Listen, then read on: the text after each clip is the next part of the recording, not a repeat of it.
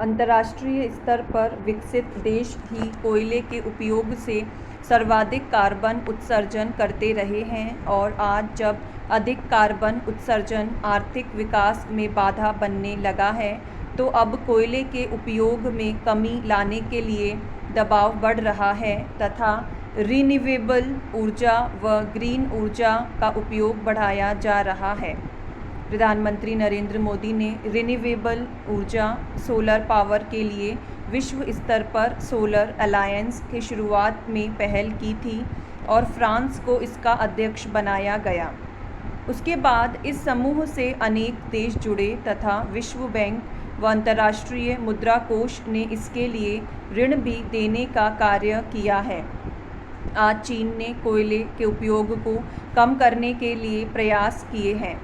कोयला आधारित संयंत्रों को बंद किया गया है। यही नहीं, प्रदूषण नियंत्रण के अनेक उपाय विश्व स्तर पर किए जा रहे हैं, लेकिन तथ्यों के आधार पर आज भी अमेरिका विश्व में सर्वाधिक कार्बन उत्सर्जन करता है, जबकि उसकी आबादी भारत की 1/3 भी नहीं है। भारत में आज 1 लाख मेगावाट से अधिक विद्युत का उत्पादन सोलर, वायु व अन्य ग्रीन ऊर्जा के माध्यम से किया जा रहा है। वर्तमान सरकार के कार्यकाल में इस कार्य में बहुत तेजी आई है। अब तो शहरी व कस्बाई क्षेत्र में लोग घरों पर सोलर पैनल लगाकर प्रदूषण को रोकने व ऊर्जा के संदर्भ में आत्मनिर्भर बनने का प्रयास कर रहे हैं और सोलर पावर के संदर्भ में सरकार की लागत भी घटकर 3 रुपये प्रति यूनिट के स्तर पर आ गई है। इसमें और कमी आने की संभावना है, जबकि कोयला आधारित विद्युत की लागत 4 रुपये से अधिक है। आज विकासशील देशों पर यह दबाव बढ़ रहा है कि उन्हें शीघ्र ही विकसित देशों की तरह रिन्यूएबल ऊर्जा की दिशा में आगे बढ़ना चाहिए, लेकिन कोयले के ऊर्जा के संदर्भ में उपयोग को भारत जैसा देश समाप्त करने की स्थिति में नहीं है। विश्व में जब आज भी प्रदूषण के संदर्भ में भारत की स्थिति अन्य विकसित देशों के मुकाबले श्रेष्ठ है, तो भारत जैसे देश पर ऐसा दबाव नहीं बनाया जाना चाहिए। सर्वप्रथम विकसित देशों का यह कर्तव्य है कि पर्यावरण संरक्षण के लिए कोयले का उपयोग वे बंद करें। आज भी अपनी ऊर्जा आवश्यकता के संदर्भ में भारत की बहुत अधिक निर्भरता कोयले पर है तथा अनेक राज्य भी कोयला उद्योग पर आर्थिक दृष्टि से निर्भर भी है।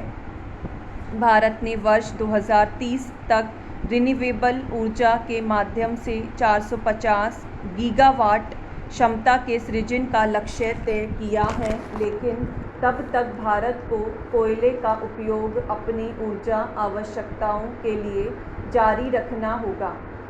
आज भी भारत की अर्थव्यवस्था ऊर्जा आवश्यकता की दृष्टि से करीब 70% कोयले के उपयोग पर ही निर्भर है और तत्काल कोयले से विद्युत उत्पादन में कमी लाना देश की अर्थव्यवस्था के लिए हानिकारक हो सकता है। इस कार्य में वैश्विक दबाव के आगे झुकने की आवश्यकता नहीं है। इस वर्ष मानसून भी कमज़ोर रहा है और इसके चलते विद्युत की मांग बहुत तेज़ी के साथ बढ़ी है। जल विद्युत उत्पादन क्षमता घट गई है।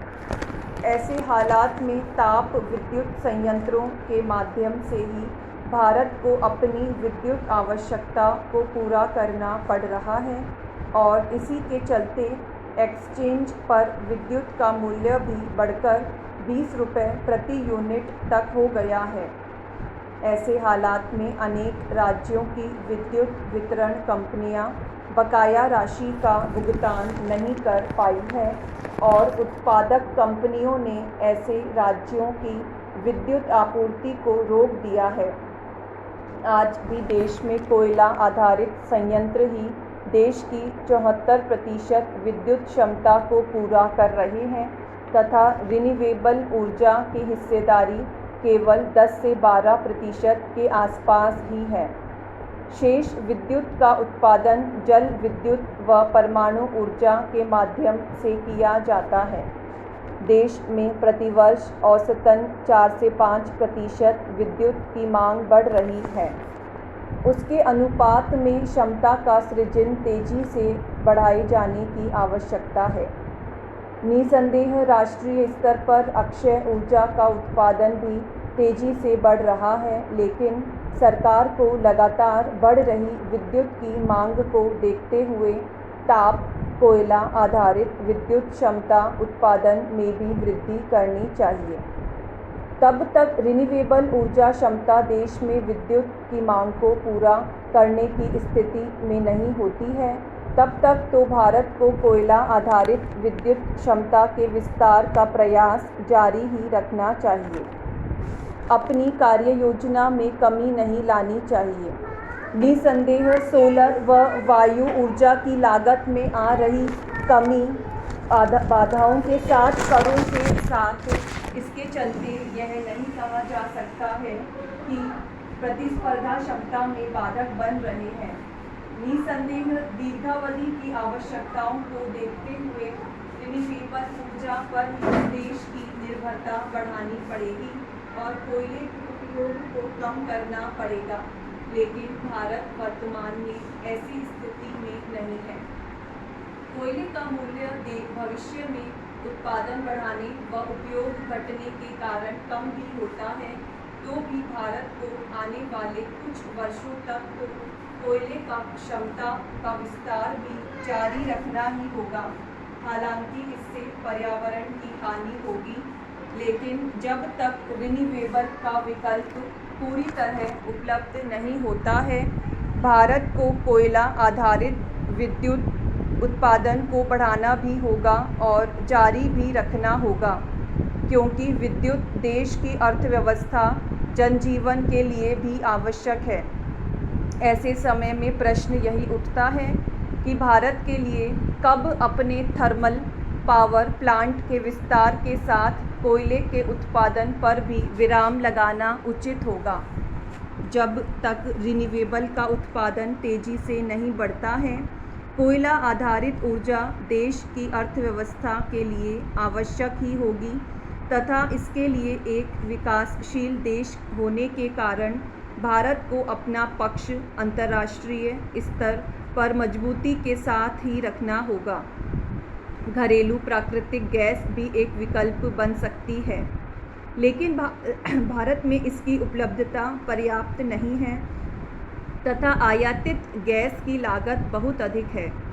परमाणु ऊर्जा भी एक विकल्प है, लेकिन इसका विकास गत दशकों के दौरान बहुत कमज़ोर रहा है, क्योंकि इसकी तकनीक व ईंधन के लिए विदेश पर निर्भर रहना होता है।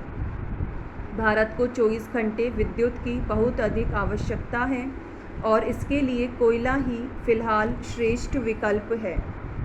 निसंदेह भारत को पर्यावरण संरक्षण के लिए पर्याप्त संरक्षणात्मक उपायों पर भी ध्यान देना ही होगा। देश में निश्चित रूप से रिन्यूएबल ऊर्जा का तेज़ी से विकास हो रहा है, लेकिन इसकी पर्याप्त उपलब्धता व मूल्य के स्तर पर स्थिरता की भी आवश्यकता होगी और तब तक भारत को कोयला आधारित क्षमता का आवश्यकता पड़ने पर विस्तार भी करना चाहिए, क्योंकि भारत में कोयले के पर्याप्त भंडार उपलब्ध हैं।